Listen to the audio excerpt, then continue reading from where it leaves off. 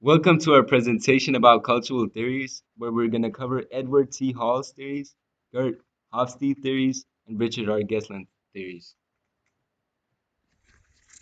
So we will start off with Edward T. Hall's theories. We have decided to talk a little about space high context. That is, when people are working, they surround themselves in a bubble which expand and contrast depending on the situation. And space low context, people keep a distance when they communicate, and their bubble is rather big. Message high context, their relationship is more important than the task, and they have a high commitment to a long-term relationship. Message low context, short-term relationships and tasks are more important than the relationship. So for activity one, we had to discuss why prose headlines and cartoons are fast messages and why poetry books and etchings are slow messages. So fast messages is basically something that they all have in common is that you can gather lots of information very quickly with fast messages, such as a headline where you can, all this info is packed into one single headline.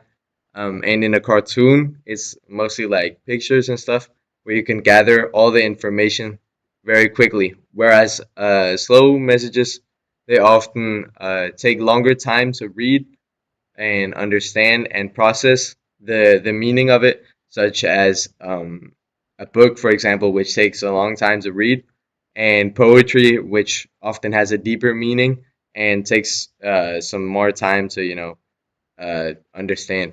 And so for activity two, this is basically a shop in Copenhagen owned by an Italian, and there's this Danish guy that walks up to the shop to buy pasta.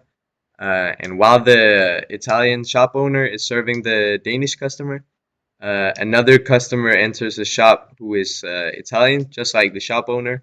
And right as they enter the shop owner starts serving them as well as the Danish customer.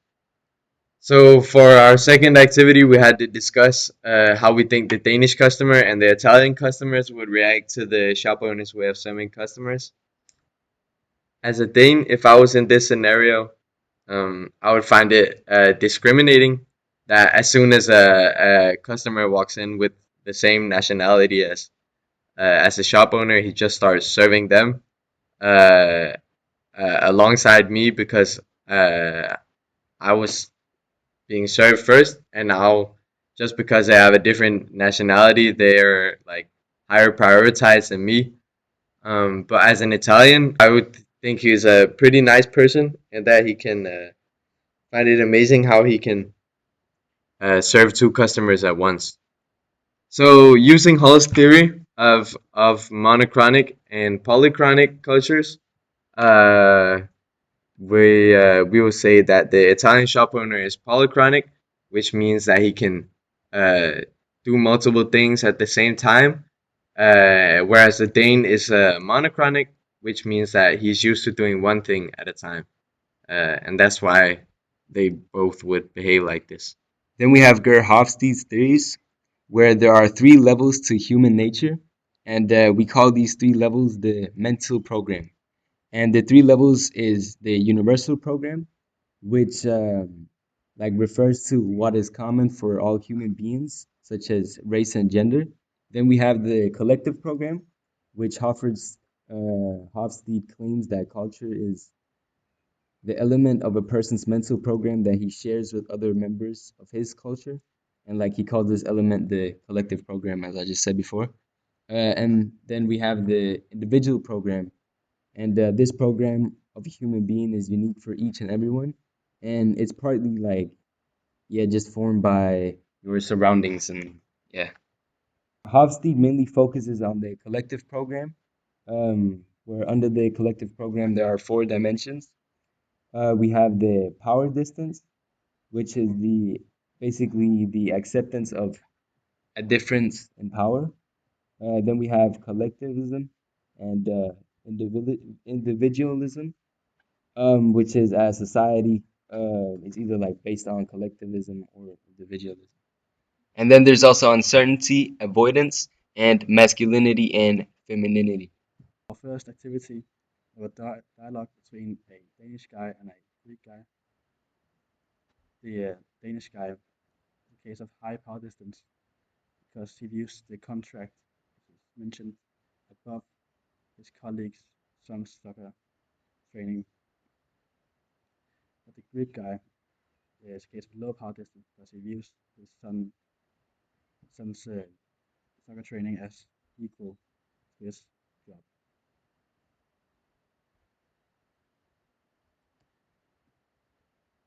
Then we have the second activity, which is also a dialogue.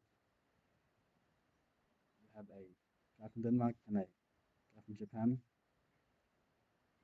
The Danish guy is a case of individualism because he is from a culture with individualism, so he thinks that when only one proposed that proposal and everyone else agreed, to mean they accepted the proposal. But the Japanese guy knows that it means they oppose it because he's from a culture with collectivism. So when one opposes, the rest automatically also opposes to respect his choice. The theory, the rigid monochronic, in monochronic cultures, punctuality is very important. Agendas are fixed, and business meetings are rarely interrupted. And if you are late, it is seen as very rude. So it is a very professional environment.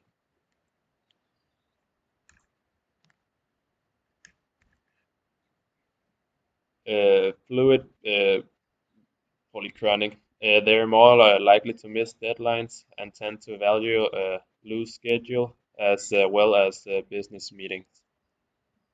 Expressive people often talk loudly and use hand gestures and facial expression. Reserved people tend to be more soft spoken. They are comfortable with silence during conversation and do not interrupt someone that is talking. So, for activity one, we have to discuss this dialogue between a Mexican, who is Mr. Lopez, and an American who is Mr. Brown. So, we have to discuss the two men's attitudes to getting business done, and we have to use Jesselin's characteristics of field-focused and relationship-focused cultures. Um, so first up, for the Mexican, we can see that he is relationship-focused because he is friendly and informal in his use of words, and the way he's trying to small talk with Mr. Brown and asking him about his kids and his flight. Um, yeah, he's trying to small talk with Mr. Brown. Whereas Mr. Brown is deal focused, and we can tell this by the way that he wants to get the deal done instead of small talking about his family and how his trip was. Because his sentences are very straightforward and direct, and he's not for the small talk. And we can see this in the way that he gives very short and straight to the point answers, and doesn't really want to do the small talk, and doesn't ask Mr. Lopez about anything either. So, for activity two, we have to discuss this problem between an American software producer and potential German buyers.